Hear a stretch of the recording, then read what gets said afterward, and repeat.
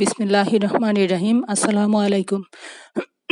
প্রিয় একাদশ ও দ্বাদশ শ্রেণীর শিক্ষার্থীবৃন্দ, আমি Ferdousi Jahan, lecturer geography and environment, doctor Abdul Mannan Mohila college. আজ তোমাদেরকে পড়াবো ভূগোল প্রথম পত্র তৃতীয় অধ্যায়ের নদীর ক্ষয়জাত ভূমিরূপ সম্পর্কে। শিক্ষার্থীরা, আমরা জানি যে নদীর গতিবেগের দ্বারা যে ক্ষয় সাধন হয় এবং এর ফলে যে ভূমিরূপের সৃষ্টি হয় তাকে নদীর ক্ষয়জাত ভূমিরূপ বলে। নদীর এ ক্ষয় কাজ প্রধানত প্রাথমিক গতিতে অধিক, মধ্যগতিতে মধ্যম এবং নিম্ন গতিতে নেই বললেই চলে। তো নদী তার নদীর ক্ষয় কাজ দ্বারা যে ভূমিরূপের সৃষ্টি করে সেগুলি আমরা আলোচনা করি। যেমন প্রথমে আসি আমরা ভি আকৃতির উপত্যকা। প্রাথমিক গতিতে নদীর পার্শ্বক্ষয় অপেক্ষা নিম্নক্ষয় অধিক হয়, এজন্য নদীখাত অধিক গভীর হয়ে ইংরেজি ভি অক্ষরের রূপ ধারণ করে। এজন্য নদীর এরূপ উপত্যকাকে ভি আকৃতির উপত্যকা বলে। যেমন পার্বত্য চট্টগ্রামের কর্ণফুলী নদীর উপত্যকা।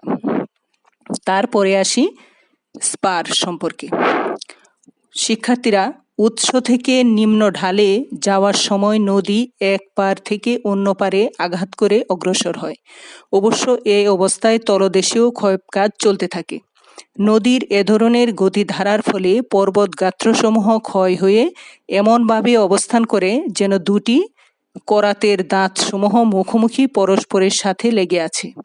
পাহাড়ের পার্শ্বদেশগুলো এভাবে পরস্পরের দিকে ঝুঁকে থাকা ভূমিরূপকে স্পার বলে, যেমন হিমালয় পর্বতের জেনেভা স্পার। তারপরে আসি গিরিখাত সম্পর্কে। শিক্ষার্থীরা, গিরি মানে হচ্ছে পাহাড় আর খাত মানে হচ্ছে গর্ত, কিন্তু আমরা নদীর ক্ষয়জাত ভূমিরূপের ক্ষেত্রে গিরিখাত সম্পর্কে আমরা অন্যভাবে সংজ্ঞায়িত করব। যেমন নদীর প্রবল স্রোত দ্বারা খাড়া পর্বতগাত্র বেয়ে নিচের দিকে প্রবাহিত হলে নদী খাত ক্ষয়প্রাপ্ত হয় এবং ক্ষয়িত পদার্থ স্রোতের সাথে বহুদূর চলে যায়। এমত অবস্থায় বড় বড় পাথরসমূহ একটি নির্দিষ্ট জায়গায় পতিত হলে গভীর ও সংকীর্ণ নদীখাতের সৃষ্টি হয়। এরূপে সৃষ্ট খাতকে গিরিখাত বলে। যেমন সিন্ধু নদে অনেক গিরিখাত রয়েছে।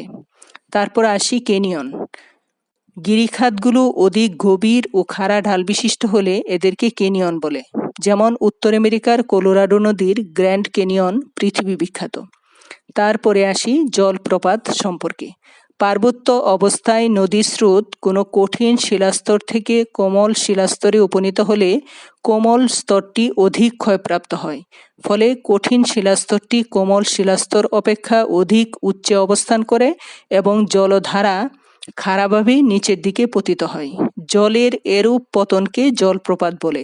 যেমন বাংলাদেশের সিলেট জেলার মাধবকুণ্ড জলপ্রপাতের প্রকৃষ্ট উদাহরণ।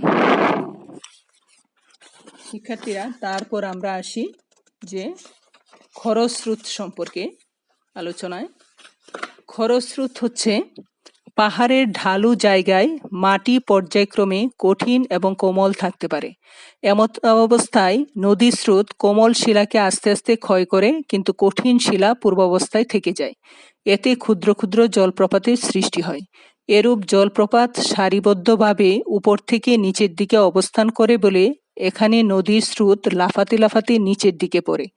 এরূপে প্রবাহমান সারিবদ্ধ ক্ষুদ্র ক্ষুদ্র জলপ্রপাতকে খরস্রোত বলে। তারপর আসি কাস্কেড সম্পর্কে। নদী প্রবাহ সুষম ঢাল পথে নিচের দিকে প্রবাহিত হলে তাকে কাস্কেড বলে। যেমন মিশরের নীল নদে এ ধরনের বহু কাস্কেড রয়েছে। তারপর আসি যে প্রাকৃতিক সেতু সম্পর্কে।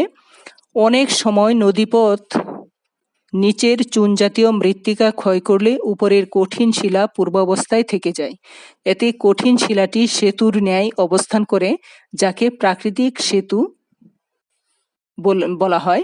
যেমন যুক্তরাষ্ট্রের উতাহ রাজ্যের কলোরাডো নদীর প্রাকৃতিক সেতু উল্লেখযোগ্য। তারপর আসি বর্তুলাকার গর্ত সম্পর্কে।